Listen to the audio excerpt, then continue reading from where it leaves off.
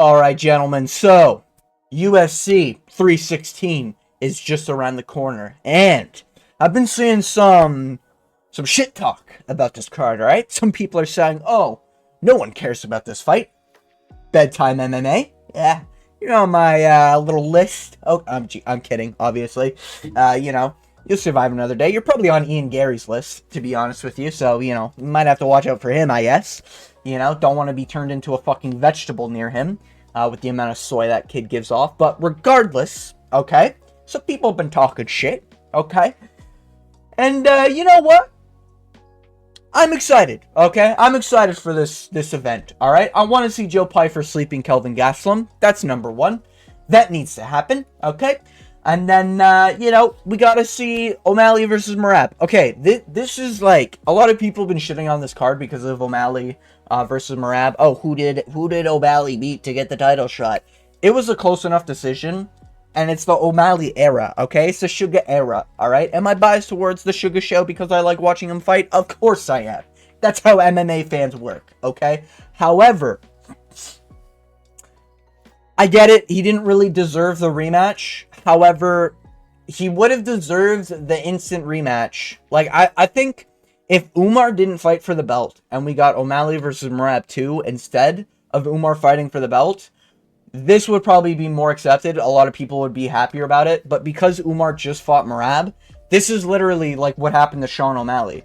Like, Sean O'Malley, he slept Aljo in 2, got like a deserved win, and then he fought a undeserving ranked opponent, beat him, and then he had to fight the obligated fight in Merab Dvalishvili because Merab was like undeniable at the time.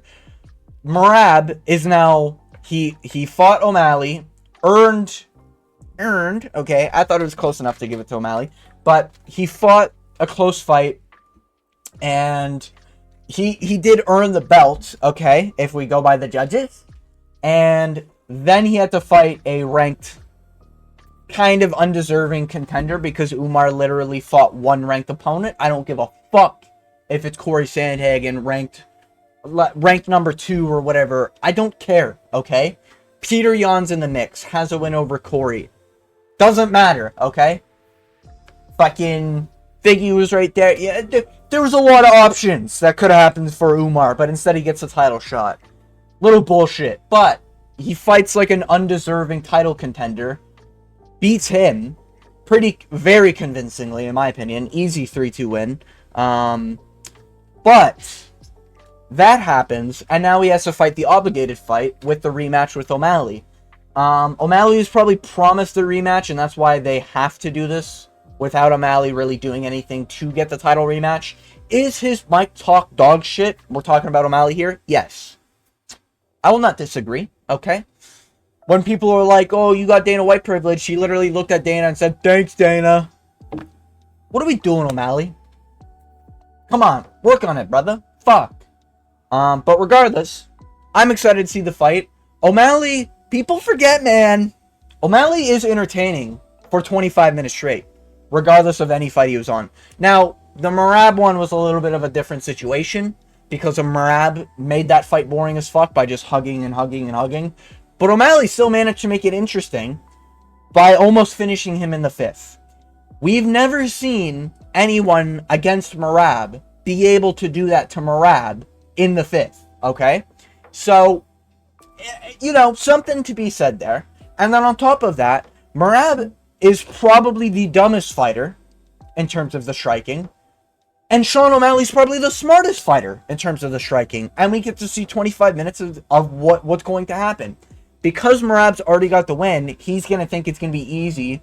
And I would wager, there's got to be lines for this. I would put money on Merab emoting on Sean O'Malley mid-fight.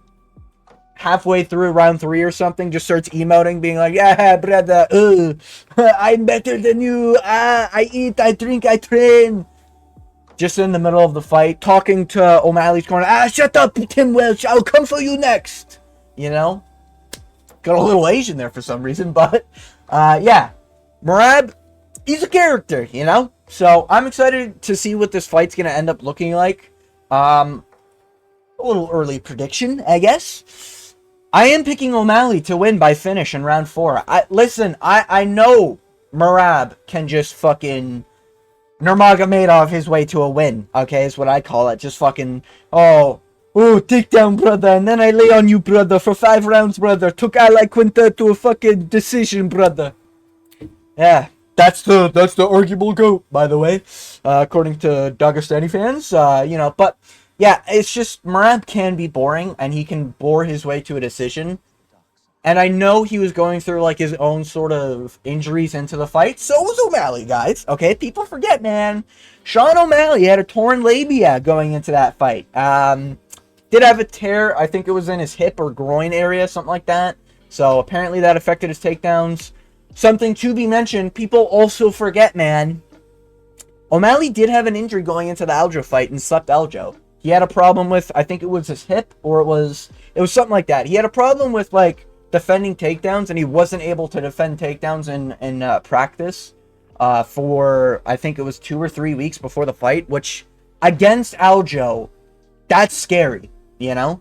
So, I don't think O'Malley's going to go in with nerves or anything.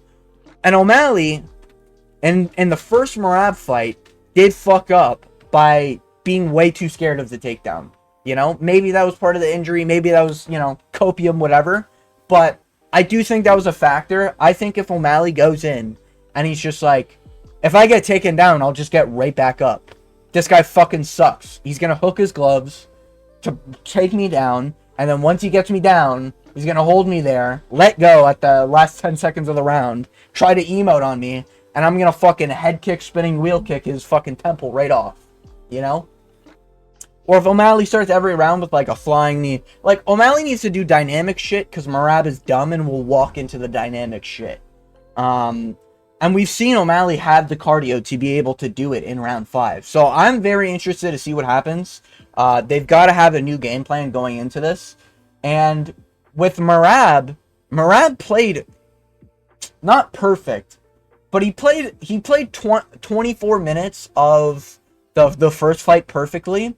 And 1 minute of that was him emoting, talking to Tim Welch, getting warned by the ref, letting go of a hug, basically, kissing fucking O'Malley on the forehead. A little sus, alright? I know O'Malley's pretty sus, but can we, I don't know, Merab, alright? Little suspect, okay? But, yeah, like, Merab kind of fucked around a little bit. I think he's going to fuck around even more. And if he does fuck around even more, O'Malley's not going to let that shit slide, in my opinion. So, I am picking O'Malley. I am actually excited for the fight. And I do think there will be a finish. And to be honest with you, let's say the not fun timeline, where O'Malley gets a spinning wheel kick KO, right? Or a knee up the middle that fucking flatlines Merab. Let's say that doesn't happen, right? It could be interesting if Merab ends up dominating 5 rounds, which is hard for Merab to do, but let's just say he dominates for 5 rounds, and he's hunting for a finish, and he actually finishes O'Malley. That'd be the first guy he'd be able to finish, you know? But, yeah, I think it's interesting. I think this fight gets shit on a little too much. I'm excited for it. And overall, the card really isn't that dog shit. It's not great. Oh, Johnny Walker. I actually just mentioned him in my last video. There's fucking Johnny Walker. Yeah. But, yeah. Early prelims. Not looking great. But Johnny Walker's on it, guys. At least. Vicente Luque, Kevin Holland. That's at least interesting. Bruno Silva is a wicked flyweight. Joshua Van is a wicked flyweight. So this could be interesting. And then Kelvin Gastelum getting slept by Joe Pyfer, that could be interesting. Or Joe Pyfer getting fraud checked, then we can all laugh at him for being small peen pipe. And then Mario Batista hopefully gets flatlined for what he did to Aldo. But even if he doesn't get flatlined, Mario Batista is a good prospect that we can see. So it's interesting. You know, I think the card's interesting. Is it the best card of all time? And should the card, or is the card like acceptable, I guess, for what a UFC fight card should be? Probably not. But is it, like, good in terms of what we're being given, like the Aaron Blanchfield fucking Macy Barbers of the main events? Yes. I do think I think it's better than this garbage, right? I think it's better. I think it's better than the Canada card, to be honest with you. You know, I think 315 sucked ass. You know, in terms of like names and everything. Now we haven't seen what 316 is, and maybe it could be like a crazy card. But at the very least, there's stakes. If Merab beats Sean O'Malley, he's not only cemented himself as the 135 pound for pound number one, like no questions asked. But it does mean we get to see O'Malley versus Peter Yan too, which a lot of people want to see because they want to see Peter Yan get justified and get his win back, or they want to see O'Malley prove that he's still able to do it against like a good striker, because he technically hasn't really fought a good striker since the Peter Yan fight, if you really think about it. But it is interesting, you know. I do find this interesting. And if O'Malley wins, then we might be in an O'Malley era. Merab might be cooked, and he might not be able to get like what they'll probably do is, if O'Malley wins, there'll be a trilogy. There'll actually be like hype behind the fight. And if O'Malley wins that, which if there was a trilogy, it'd be rough to say if I'd pick O'Malley. Even if O'Malley like styles on Merab, but it'd be interesting, you know? There's a lot of interesting stuff we could do here in terms of the fights. And then Kayla Harrison versus Juliana Pena. I mean, guys, this is practically a man beating the shit out of a woman. I know John Jones wants to see this fight. But yeah, I think the card's pretty... I think it's okay. I think it's better than people who are shitting on it are giving it credit for. But I do think it should be, like, it needs improvement. You know? Like, I'd love to see a Dan Hooker fight here. You know? I'd love to see Paddy Pimblett versus somebody here that's not 40 years old, you know? I'd love to see... What else? A Rob Font, you know? I'd love to see a Rob Font versus a good striker, you know? I'd love to see another... Ooh, we get to find out who this really is, you know? Maybe a fighting nerd, you know? Something like that. I'd love to see this on the card. We're 2 weeks out, so I think it is kind of cooked, but... or 2 weeks? Yeah, kind of a little over 2 weeks, so... I think it is kind of just like, this is the card. If someone does pull out, this could be the worst card of all time. Okay, maybe not all time. I gotta chill with the all-time stuff, but... this card would be rough. I'm not gonna lie if somebody pulled out. But, yeah, that's just my 2 cents, my thoughts and opinions. I think the card's better than people give it credit for. I do think it should use a better fight here and there. And if your whole reason for shitting on the card is to hope that the bald man himself, Dana White, looks your way, sees the comment, and it's like, ah, finally, somebody mentioned it. All right, well, time to actually bring in good fights, you know?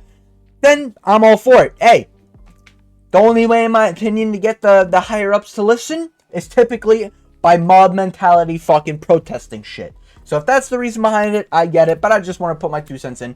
It's definitely not like the worst card of all time, and in my opinion, not the worst card of the year. Obviously, depends on what happens, but name value-wise, potential-wise, I don't think it's the worst card of the year, you know? I think 315 is pretty dog shit.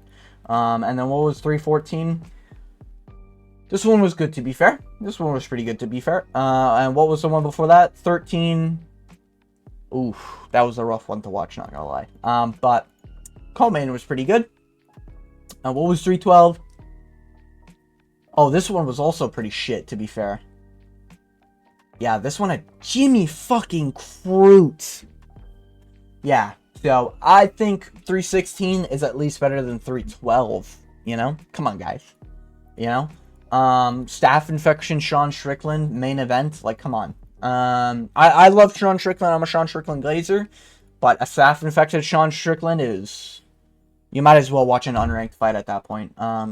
Just not gonna go well. But yeah, 316 I think is a lot better than people give it credit for. And if you made it all the way to the end of this video, I want to thank you for watching. And as always, I hope you have